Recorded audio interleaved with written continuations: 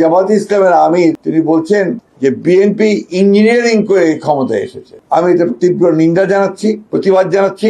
সুতরাং জামাত ইসলামের আমিরের এই বক্তব্য আমি আবার আমার প্রত্যাখ্যান করছি, শুধু নয় নিন্দা জানাচ্ছি এবং ক্ষোভ প্রকাশ করছি। একটা ফ্যাসিস্ট শাসনের পায়তারা তারা করছে কিনা সেটা আমাদেরকে চিন্তা করতে হবে, দেশবাসীকে চিন্তা করতে হবে। আপনারা জানেন যে দীর্ঘ 18 বছর 17 বছরের একটা দীর্ঘস্থায়ী ফ্যাসিস্টদের বিরুদ্ধে সংগ্রামকে লড়াই করে আমরা একটা ছাত্র গণ অভ্যুত্থানের মধ্য দিয়ে ফ্যাসিস্টদেরকে বিতাড়িত করতে সক্ষম হয়েছি এবং তারপরে প্রায় 1.5 বছর একটি অন্তর্বর্তীকালীন সরকারের তত্ত্বাবধানে থেকে আমরা একটা সম্পূর্ণ নিরপেক্ষ একটা নির্বাচনের মধ্য দিয়ে বাংলাদেশ জাতীয়তাবাদী দল রাষ্ট্র পরিচালনার দায়িত্ব পেয়েছেন।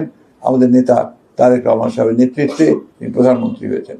আমি আজকে এক পত্রিকা একটি সংবাদ দেখলাম, যে সংবাদটি আমাকে অত্যন্ত আহত করেছে। যে জামাত ইসলামের আমির তিনি বলছেন যে বিএনপি ইঞ্জিনিয়ারিং করে ক্ষমতায় এসেছে। আমি এটা তীব্র নিন্দা জানাচ্ছি, প্রতিবাদ জানাচ্ছি এবং তিনি বা তার দল যে কখনোই সুস্থভাবে চিন্তা করেন না তার প্রমাণিত হয়েছে।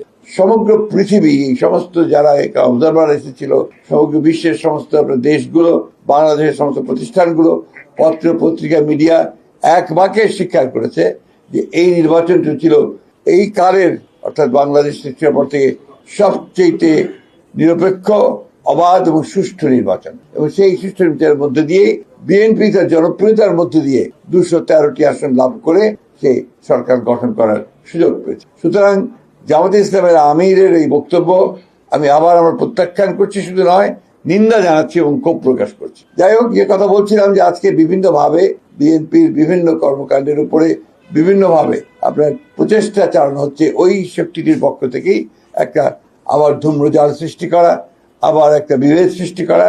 আমরা 5ই আগস্টের পরে যে সুযোগ পেয়েছি বাংলাদেশে গণতন্ত্রকে প্রাতিষ্ঠানিক রূপ দেওয়ার, সেই প্রচেষ্টাকে নষ্ট করে দেওয়া, সুযোগকে নষ্ট করা, আবার একটা ফ্যাসিস্ট শাসনের পায়তারা তারা করছে কিনা সেটা আমাদেরকে চিন্তা করতে হবে, দেশবাসীকে চিন্তা করতে হবে। ভিন্নভাবে দেশকে আবার স্বৈরাচারের মধ্যে তারা নিতে চায় কিনা সেটাও আমাদেরকে চিন্তা করতে হবে।